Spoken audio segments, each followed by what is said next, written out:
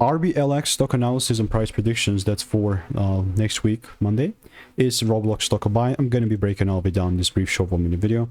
Generally looking at Roblox is just pumping, and I'm a big fan of that. If I zoom out, okay, this is where we are.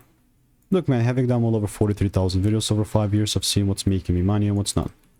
Pulling back when it was 35 bucks, guess who was here looking to buy?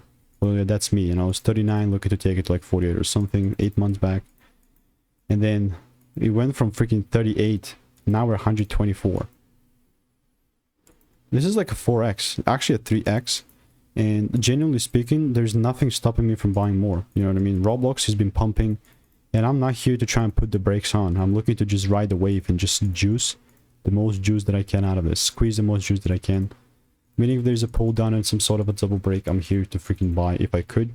So if you want to stay tuned and get my money making emails and insights for free, click the first link in the description, and I will see you in the next one. Goodbye and enjoy.